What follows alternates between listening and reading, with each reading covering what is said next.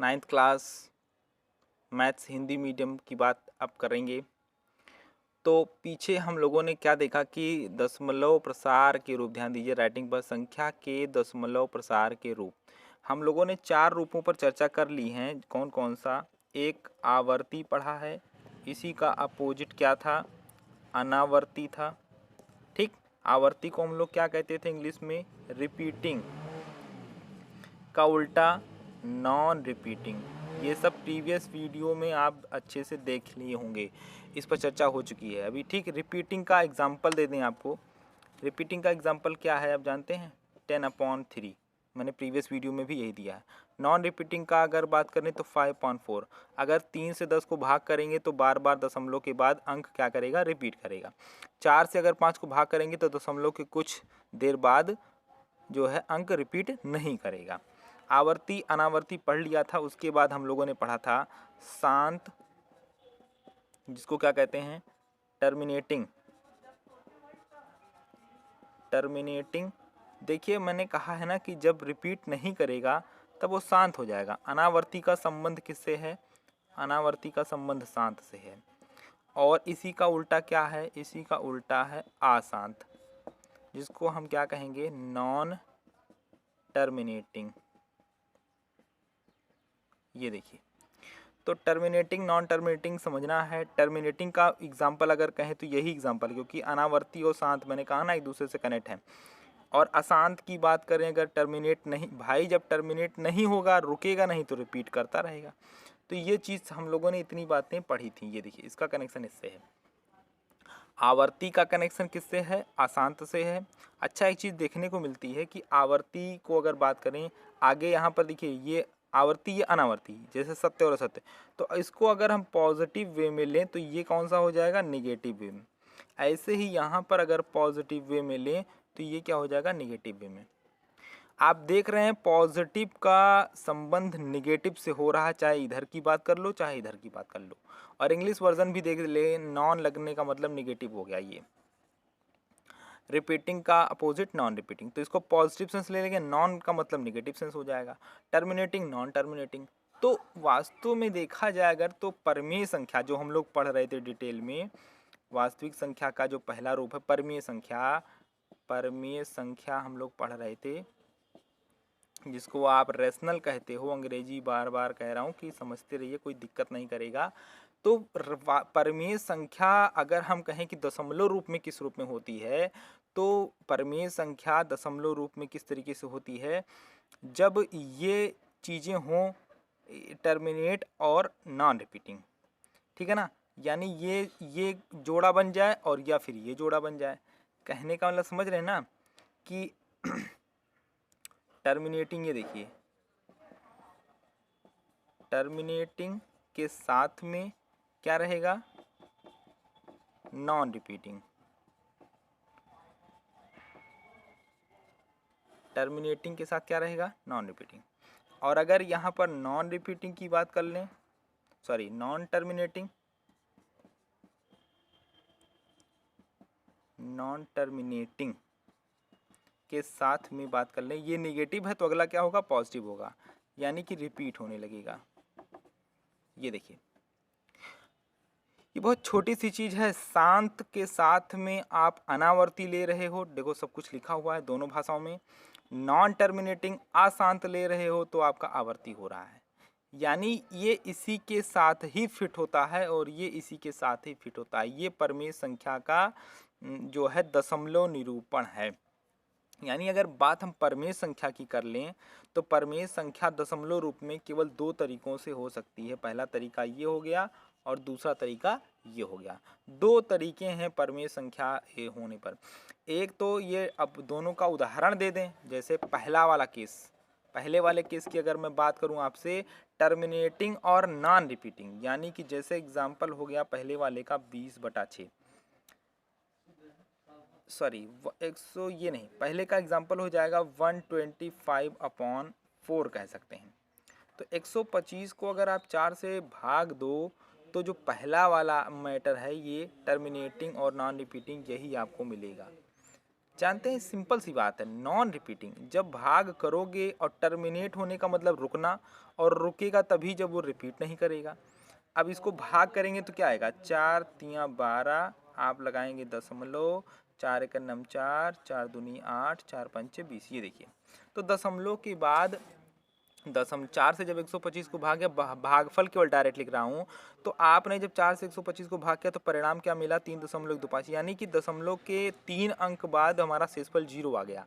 यानी यहाँ पर क्या प्रोसेस लगातार चल रहा है, नहीं चल रहा है भाई, क्योंकि शेषफल 0 आ गया तो प्रक्रिया समाप्त हो गई। यानी ये क्या हो गया, टर्मिनेटिंग हो गया, यानी शांत हो गया। दूसरी बात, नॉन रिपीटिंग, जब शांत हो गया तो रिपीट कहाँ से करेगा। तो इसीलिए मैं कह रहा हूँ टर्मिनेटिंग और नॉन रिपीटिंग का एक साथ कॉम्बिनेशन, यानी जो टर्मिनेटिंग होगा तो वो नॉन रिपीटिंग भी होगा, और जो नॉन रिपीटिंग होगा तो वो टर्मिनेटिंग होगा। ये एक दूसरे को बांधे हुए हैं।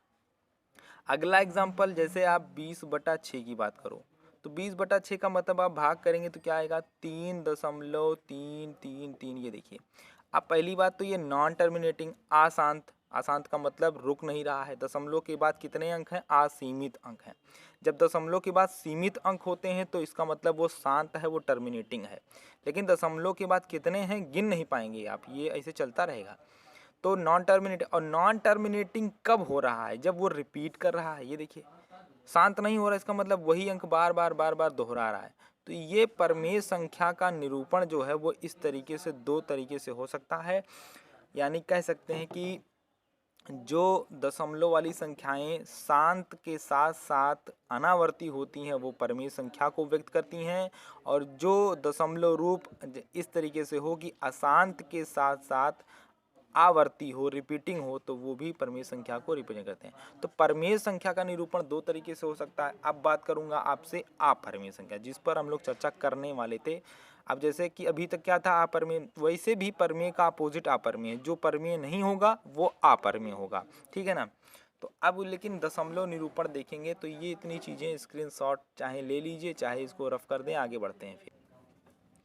तो अगर हम आपसे कहें आवर्ती को आर से लिख लें, आवर्ती मतलब रिपीटिंग, अनावर्ती को एन आर से लिख लें शॉर्ट में, नॉन रिपीटिंग, शांत को टी से लिख लें, टर्मिनेटिंग, अशांत को एन टी से लिख लें, नॉन टर्मिनेटिंग। एन का मतलब नॉन है, ध्यान दीजिएगा, यहाँ पर नॉन रिपीटिंग, नॉन टर्मिनेटिंग। परमेय संख्या का जो दशमलव निरूपण होगा वो दो प्रकार से हो सकता है। फिर से मैं यहाँ लिख रहा हूँ, देखिए ये जो बाएं तरफ वाले हैं ये पॉजिटिव सेंस में है, यहाँ पर नॉन लग गया है, ये निगेटिव सेंस में है। परमेय का मैटर क्या है कि एक पॉजिटिव होगा तो एक निगेटिव होगा, रिपीटिंग है तो नॉन टर्मिनेटिंग है, नॉन रिपीटिंग है तो टर्मिनेटिंग है। अपोजिट देखना है ना, एग्जाम्पल भी दे रहा हूँ, ये देखो 10/3, ये क्या है, ये रिपीटिंग है, 3 बार बार रिपीट हो रहा है, लेकिन तब ये क्या है, नॉन टर्मिनेटिंग है, टर्मिनेट नहीं हो रहा है। तो यही चीज़ समझने वाली है। और फिर यहाँ पर देखिए नॉन रिपीटिंग, रिपीट नहीं हो रहा है, इसका मतलब टर्मिनेट हो जा रहा है। ये तो परमेय की बात थी उदाहरण सहित। अपरमेय में देखिए क्या होता है, अपरमेय में दोनों ही निगेटिव सेंस का कॉम्बिनेशन होता है। Non repeating, anti means non repeating, sorry non terminating, और प्लस उसके साथ में क्या रहेगा, एन आर मतलब नॉन रिपीटिंग। तो ध्यान दीजिएगा, आर मतलब रिपीटिंग आवर्ती। तो उदाहरण के तौर पर ये देखिए 3.2017549, और ये बढ़ता चला जा रहा है। यानी इसमें ये देखने को मिल रहा है कि रिपीट भी नहीं हो रहा है, नॉन रिपीटिंग, और रुक भी नहीं रहा है, नॉन टर्मिनेटिंग। ये बात बहुत ध्यान दीजिएगा, नॉन रिपीटिंग, ना तो रिपीट हो रहा है, और एंटी नॉन टर्मिनेटिंग, और ना टर्मिनेट हो रहा है, रुक भी नहीं रहा है। तो इसका मतलब इसको आप कह सकते हैं क्या, दोनों ही निगेटिव सेंस हैं यहाँ पर, अशांत भी है और अनावर्ती भी है। तो यानी कि अब आप समझ गए, अब आप जो है अपरमेय को परिभाषित कर सकते हो। कैसे परिभाषित कर सकते हो, किसी संख्या के दशमलव प्रसार का वह रूप जो अशांत के साथ साथ अनावर्ती हो, तो उसे हम क्या कहते हैं, अपरमेय कहते हैं। जैसे अब आप सोच रहे होंगे ये मैंने लिख दिया है, आपको उदाहरण तो छोटी क्लास में भी मिल चुका है। जैसे स्क्वायर रूट ऑफ 2, आप 2 का वर्गमूल निकालते थे तो 1.414 आगे भी होता था। भाग विधि से याद करिए, 2 का वर्गमूल भाग विधि से निकालिए, 3 का वर्गमूल भाग विधि से निकालिए, तो आप क्या देखेंगे कि जो भागफल आएगा, जो आंसर आएगा, उसमें ना तो रिपीट हो रहा होगा और ना ही रुक रहा होगा। इसीलिए √2, √3, √5 ये सब के सब हमारे अपरमेय संख्या के उदाहरण हैं। ये परमेय नहीं है। तो अब दशमलव के आधार पर हमने समझा कि परमेय और अपरमेय का वर्गीकरण कैसे करना है। एक छोटी सी बात और बता दें आपको, हमने ये देख लिया कि दोनों अपोजिट वाले साथ होते हैं, जैसे यहाँ पॉजिटिव के साथ निगेटिव, निगेटिव के साथ पॉजिटिव, तो परमेय संख्या बनती है। दोनों ही निगेटिव सेंस मिल जाएंगे तो अपरमेय बन जाएगा। लेकिन एक संभावना और थी, ये मन में आ रहा होता कि टर्मिनेटिंग के साथ क्या रिपीटिंग नहीं होता। जिस तरीके से दोनों निगेटिव साथ में आए हैं उसी तरीके से क्या दोनों पॉजिटिव साथ में नहीं हो सकते। तो ध्यान देना, इस दुनिया में, इस गणित में, इस मैथ में कहीं कोई ऐसी संख्या नहीं बनी जिसका रूप इस तरीके से होगा। नो एनी नंबर, ये ध्यान दीजिएगा। यानी कि ऐसा दशमलव रूप तो नहीं नजर आएगा कि वो टर्मिनेट भी हो रहा हो और वो रिपीट भी हो रहा हो, ये चीज़ होती ही नहीं है। तो कुल मिला के 4 संभावनाएं बनती हैं, जब दोनों निगेटिव, जब दोनों पॉजिटिव, और ध्यान दीजिए दोनों पॉजिटिव होता ही नहीं है, दोनों पॉजिटिव का कोई नंबर नहीं होता। हाँ, दोनों अगर निगेटिव में अपोजिट में है, अपोजिट समझते हो, एक आपका रिपीटिंग, दूसरा नॉन रिपीटिंग, इस तरीके से ये अपोजिट वाले हैं। अपोजिट वालों का कॉम्बिनेशन अगर होगा तो वो परमेय संख्या रेशनल नंबर बनेगी। यानी अब दशमलव के आधार पर भी हम परमेय संख्या को और अपरमेय संख्या को समझ ले रहे हैं। तो उदाहरण सबसे बड़ा √2 है और मैंने पाई भी बताया है। तो ये दशमलव के आधार पर हम लोगों ने परमेय और अपरमेय का वर्गीकरण समझा। अब परिभाषा आप आसानी से दे सकते हैं कि वह संख्या जिसके दशमलव प्रसार में अशांत और अनावर्ती के लक्षण होते हैं वो हमारा अपरमेय होता है। और बाकी यहाँ आप देख रहे हैं परमेय संख्या को तो वैसे भी बताया गया है कि p/q फॉर्म, या अगर दशमलव प्रसार के आधार बताया जाए तो r और NT मीन्स रिपीटिंग के साथ नॉन टर्मिनेटिंग या नॉन रिपीटिंग के साथ टर्मिनेटिंग, ये कॉम्बिनेशन अगर आपको परमेय में नजर आता है तो भी वो परमेय संख्या को निरूपित करता है। उदाहरण आपके बगल में लिखे हुए हैं। सबसे बड़ी बात यह है कि दोनों पॉजिटिव सेंस कभी साथ नहीं हो सकते, टर्मिनेटिंग और रिपीटिंग साथ होने का ऐसा कोई नंबर ही नहीं बना है, इसलिए इसका उदाहरण भी नहीं है। तो उम्मीद है इतना बातें आपको समझ में आएंगी। अब इस पर अब हम आपको जो है अगले एक्सरसाइज मतलब अगले वीडियो में जो है क्वेश्चंस प्रोवाइड कराना स्टार्ट कर देंगे, क्योंकि अभी तक तो थ्योरी था, अभी तक ये समझना था कि वास्तविक संख्या क्या है, कितने पार्ट हैं, उस पार्ट में क्या क्या चीज़ें हैं। तो उम्मीद है ये पार्ट अब फिनिश होता है। अब आपके लिए होमवर्क बनना शुरू हो जाएगा, गृह कार्य आपको मिलना शुरू हो जाएगा अगले ही वीडियो से। तब तक के लिए इतना ही, धन्यवाद।